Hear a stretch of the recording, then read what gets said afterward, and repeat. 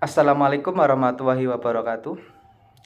Kembali lagi bersama saya Lutfi dalam channel Creativity ID. Pada kesempatan yang baik ini saya akan membahas mengenai apa saja yang berubah di era mobil listrik dan apa saja peluang dan tantangan bagi perkembangan ekonomi Indonesia di era kedatangan mobil listrik. Mari kita bahas satu persatu. Pertama, kita akan bahas terlebih dahulu sejarah dan alasan mengapa ada terjadi perubahan besar-besaran di seluruh dunia dari mobil berbahan bakar bensin menuju mobil berbahan bakar listrik. Perubahan itu dilatar belakangi oleh krisis iklim, krisis lingkungan, dan potensi kerusakan alam di seluruh dunia dari penggunaan bahan bakar fosil yang cenderung tidak ramah lingkungan. Seperti kita ketahui, mobil berbahan bakar bensin itu mengakibatkan terjadinya pemanasan global di seluruh dunia, terjadinya global warming, sehingga mengakibatkan es di kutub utara maupun di kutub selatan diprediksi akan mencair dan menenggelamkan kota-kota besar di pantai-pantai yang ada di dunia seperti di Tokyo, di New York, di California, di Jakarta. Potensi tenggelamnya kota-kota tersebut karena perubahan iklim yang sangat cepat dan diakibatkan oleh kerusakan yang ditimbulkan oleh bahan bakar fosil tersebut. Maka seluruh dunia, Uni Eropa, Asia, Afrika, dan Amerika sepakat dalam berbagai forum, baik forum G20 maupun forum G7, sepakat untuk beralih ke energi hijau, beralih ke energi yang lebih bersih, yang lebih ramah lingkungan, yaitu elektrifikasi, suatu paradigma perubahan energi dari yang berbahan bakar fosil menuju berbahan bakar listrik. Maka tidak heran hari ini kita banyak melihat mobil listrik lalu lalang di jalan. Maka kita tidak heran banyak sekali kendaraan sepeda motor listrik lalu lalang di jalan. Ini masih tahun 2023. Di tahun 2030 mungkin jumlah mobil listrik atau mobil berbahan bakar baterai ini akan jauh lebih banyak dibandingkan dengan mobil berbahan bakar bensin. Demikian sepeda motor listrik juga di tahun 2030 mungkin akan mengungguli sepeda motor berbahan bakar bensin. Pertumbuhan penjualan sepeda motor berbahan bakar baterai atau sepeda motor listrik maupun mobil berbahan bakar baterai atau mobil listrik ini dikarenakan karena pemerintah di seluruh dunia, di Indonesia juga, memberikan insentif diskon pajak, bahkan dibebaskan pajak, atau pemilik mobil listrik tidak perlu membayar pajak tahunan sama sekali. Tawaran ini tentu menarik para warga, para masyarakat, sehingga lebih memilih mobil listrik yang bebas pajak dibanding dengan mobil bensin yang mahal karena harus membayar pajak per tahun. Juga secara ongkos untuk perawatan, mobil listrik dianggap sebagai mobil yang jauh lebih efisien dibanding dengan mobil berbahan bakar bensin. Mobil listrik itu tidak membutuhkan oli yang jauh lebih banyak seperti pada mobil berbahan bakar bensin. Karena sistem mesin dari mobil listrik yang jauh lebih sederhana dan tidak serumit mobil berbahan bakar bensin, maka biaya perawatan mobil listrik pun jauh lebih murah. Namun, dibalik semua kelebihan-kelebihan mobil listrik itu, yang ramah lingkungan, yang perawatannya murah, dan bebas pajak, bahkan tidak usah membayar pajak sepeser pun, namun tetap saja mobil listrik punya sejumlah kelemahan yang sampai saat ini belum diantisipasi atau diperbaiki oleh pabrikan mobil listrik seperti Hyundai, Tesla, maupun BYD dari China. Kekurangan utama dari mobil listrik yaitu kapasitas baterai yang masih rendah, efisiensi baterai yang masih kurang. Baterai mobil listrik rata-rata dalam satu pengisian 100% itu biasanya hanya mampu digunakan rata-rata ya pada jarak 300 sampai 500 km dari Jakarta ke Surabaya saja. Satu kali pengisian, satu kali jalan. Itu yang premium, yang paling maksimal. Namun yang versi terendah atau versi ekonomis, jaraknya paling hanya 200 km saja untuk sekali jalan. Misalnya dari Pekalongan sampai Semarang sekali pengisian. Tentu saja itu tidak efisien dibandingkan dengan mobil berbahan bakar bensin yang jauh lebih awet.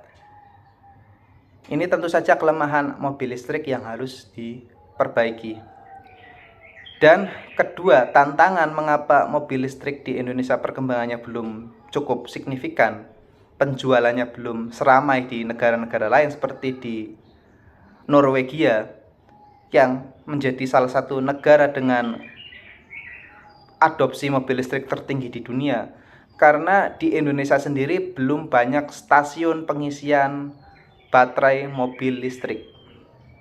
Ada sih, tapi hanya di kota-kota besar saja seperti di Cirebon, di Semarang, di Bandung, di Jakarta. Di kota-kota kecil seperti di Pemalang, di Batang, Purbalingga, masih belum ada stasiun pengisian listrik. Tentu ini menjadi alasan mengapa orang yang mau membeli mobil listrik berpikir dua kali, karena pengecasannya yang masih belum didukung oleh infrastruktur yang ada di Indonesia. Jadi jika ingin mobil listrik di Indonesia perkembangannya sangat pesat, maka dalam hal ini pemerintah maupun swasta harus banyak-banyak membangun stasiun pengisian mobil listrik di seluruh Indonesia. Kalau perlu, beri insentif bagi para pengusaha yang mau membuka bisnis jasa pengecasan mobil listrik, maka akan tumbuh berbagai stasiun pengisian mobil listrik yang akan mempercepat pertumbuhan mobil listrik di Indonesia. Nah, itulah sejarah perkembangan mobil listrik dan keunggulan, kelemahan dari mobil listrik. Berikutnya saya akan bahas mengenai potensi ekonomi pengembangan mobil listrik di Indonesia khususnya. Apakah Indonesia dapat untung dari trennya mobil listrik di seluruh dunia ini? Jika pertanyaannya demikian, sebetulnya Indonesia berpotensi dapat untung dari perkembangan mobil listrik di seluruh dunia. Kenapa kok Indonesia bisa untung? Karena bahan pembuat baterai mobil listrik itu materialnya disebut nikel. Nikel itu merupakan aspek sumber daya alam pertambangan yang terbesar di dunia ada di Indonesia. Jadi bahan pembuat baterai yang disebut nikel itu paling banyak ditemukan di Indonesia. Di negara lain, di Jerman, di Jepang itu tidak banyak nikelnya, hanya di Indonesia saja yang banyak nikelnya. Ini tentu saja sebuah ladang bisnis baru. Kalau minyak bumi itu paling banyak ditemukan di Timur Tengah, di Arab Saudi, di Qatar, di Bahrain. Itu di sana banyak sekali cadangan minyak buminya. Tapi kan sekarang tren mobil berbahan bakar bensin akan semakin berkurang. Orang yang membeli mobil berbahan bakar bensin sudah jarang, dan ini tentu saja akan berakibat bagi matinya industri perminyakan di Arab Saudi. Arab Saudi yang sekarang masih sangat kaya karena jualan dari minyak bumi, jualan dari bensin, bisa jadi langsung menjadi negara miskin karena minyak bumi sudah tidak diminati. Nah, Indonesia bisa berpotensi menjadi negara kaya lainnya, menjadi penerus dari Arab Saudi karena kita memiliki cadangan nikel terbesar di dunia. Dan ini mengakibatkan berbagai negara-negara Eropa, berbagai negara-negara Amerika berbondong-bondong datang ke Indonesia untuk mengambil nikel mentah dari Indonesia.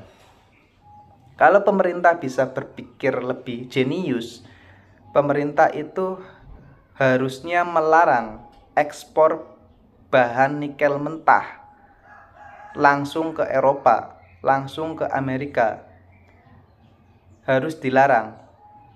Karena ekspor bahan bakar nikel yang untuk digunakan sebagai baterai dalam kondisi mentah harganya sangat murah.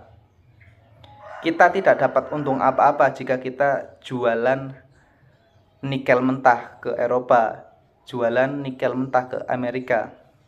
Karena nikel mentah dari Indonesia yang dibeli oleh Eropa, yang dibeli oleh Amerika, di pabrik-pabrik di Jerman misalnya, nikel tersebut akan diolah kembali menjadi baterai yang harganya jauh lebih mahal dari nikel mentah yang dibeli dari Indonesia. Jelas yang untung bukan Indonesia, tapi yang untung negara-negara Jerman, negara-negara yang mempunyai teknologi untuk membuat baterai untuk bahan bakar mobil. Jadi jika Indonesia mau untung, maka mulailah untuk berani stop ekspor nikel mentah. Namun buatlah pabrik pengolahan nikel, yaitu pabrik pembuat baterai di Indonesia. Karena jualan baterai itu jauh lebih untung dibandingkan dengan jualan bahan nikel. Jadi potensi nikel di Indonesia yang sangat besar di dunia, bahkan nomor 1 sampai 2 di dunia, itu bahan nikel tersebut jangan dulu dijual, tapi diolah menjadi baterai di Indonesia. Saya kira pemerintah juga sekarang mulai peduli dengan hilirisasi. Saya baca di berbagai media massa, Jokowi sudah berani berinvestasi untuk membuat pabrik baterai di Indonesia, dan didukung dengan adanya sponsor atau investor dari negara lain seperti dari Korea Selatan melalui perusahaan Hyundai yang membuat pabrik di Cikarang, pabrik baterai. Namun ketika kita mengundang investor dari negara lain, kita jangan sampai salah langkah hanya Indonesia dijadikan sebagai buruhnya saja. Itu jangan sampai. Ketika kita mengundang negara lain untuk membangun pabrik di sini, pastikan juga disertakan transfer of teknologi di dalam perjanjian investasi. Mengapa kok harus ada transfer of teknologi? Ini diakibatkan supaya masyarakat kita yang kerja di pabrik-pabrik milik luar itu juga bisa berkesempatan untuk mandiri secara finansial. Sehingga karyawan-karyawan kita yang bekerja di pabrik-pabrik baterai di Hyundai suatu saat bisa mendapatkan ilmunya untuk membuat baterai sendiri. Itulah pentingnya transfer of teknologi. Strategi transfer of teknologi ini juga sebetulnya sudah diterapkan di Cina. puluhan tahun yang lalu. Cina itu jenius ya. Pemerintah sana mengundang investor besar-besaran dari Amerika. Misal iPhone yang lebih memilih membangun pabrik di China karena tenaga kerja orang-orang China itu murah. Orang-orang yang membidangi kelahiran iPhone, komisaris-komisaris iPhone lebih memilih ke China. Tapi China itu jenius. Walaupun sana hanya menyediakan tenaga kerja saja, tapi di China membuat semacam agreement. Lo boleh bangun pabrik di sini, tapi lo harus menyertakan transfer of technology. Ajari para buruh-buruh kami warga China untuk bisa memproduksi smartphone sendiri. Nah, dengan perjanjian seperti itu, 5 tahun setelah iPhone bangun pabrik di China, ternyata orang-orang Cina bisa buat smartphone sendiri yang kualitasnya menyamai smartphone iPhone. Lahirlah smartphone buatan Cina yang saat ini pangsa pasarnya sangat laku di pasaran seperti Oppo, Xiaomi, Huawei.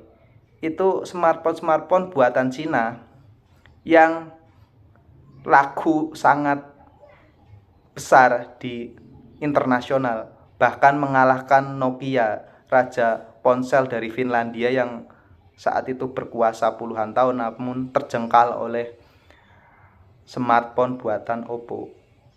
Nah, orang-orang China bisa membuat Oppo, bisa membuat Huawei, bisa membuat Xiaomi itu karena mereka belajar langsung dari produsen-produsen smartphone global seperti iPhone yang membangun pabrik di Cina. Di sana ada kebijakan transfer teknologi. Semua perusahaan boleh mendirikan pabrik di Cina, namun dengan satu syarat, buruh-buruh Cina itu harus mendapatkan pelatihan teknologi atau alih teknologi atau pembelajaran teknologi dari pabrikan tersebut. Nah, itu bisa diterapkan di Indonesia. Bolehlah Indonesia welcome terhadap berbagai investor asing yang punya teknologi untuk membuat baterai tahan lama. Kelemahan mobil listrik itu ada pada baterai yang masih kurang tahan lama. Nah, kita bisa mengundang investor dari Jerman, bisa mengundang investor dari Jepang, bisa mengundang investor dari UK maupun Amerika Serikat untuk membangun pabrik pengolahan baterai di sini. Tapi kita tetap tadi harus menyertakan agreement bahwa pabrik tersebut harus membuka teknologinya untuk diajarkan juga kepada masyarakat pribumi di sini. Jadi supaya masyarakat Indonesia itu pada pintar-pintar untuk membuat pabrik sendiri pada akhirnya. Kemudian yang kedua, peran agar Indonesia untung dalam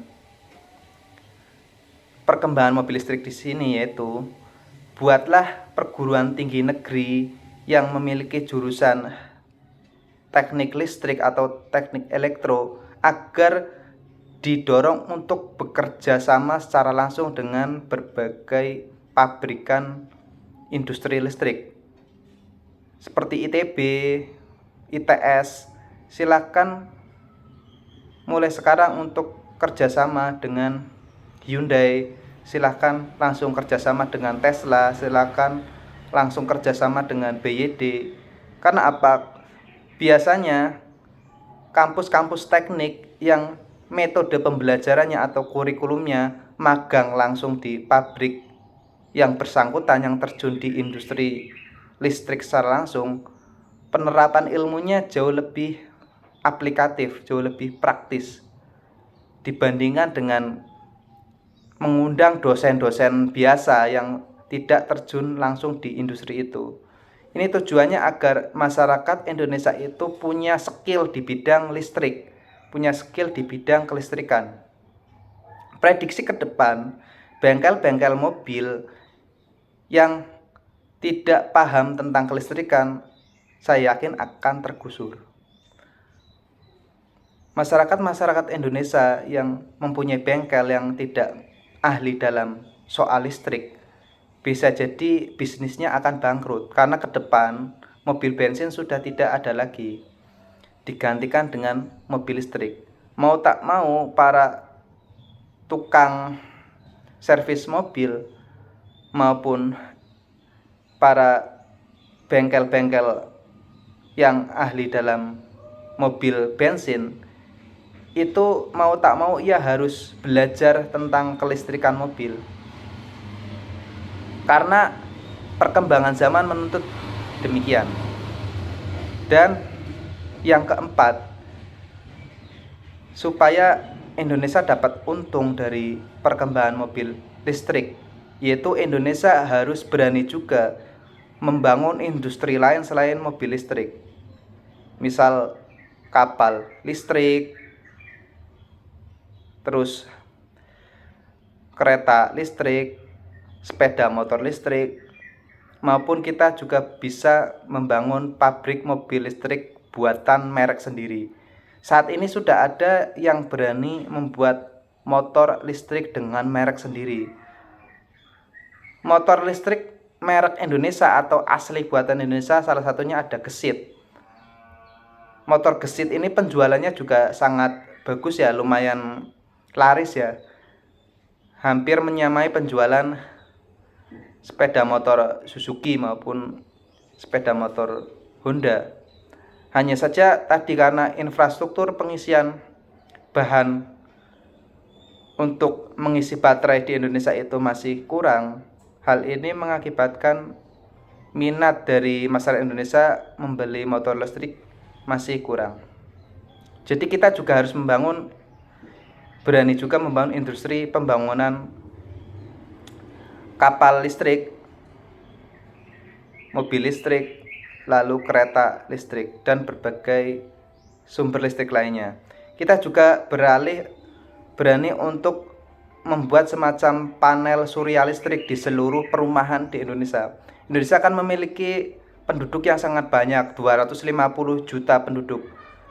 Bagaimana potensi keuntungan yang sangat luar biasa jika seluruh warga di Indonesia itu rumahnya dipasangi solar system.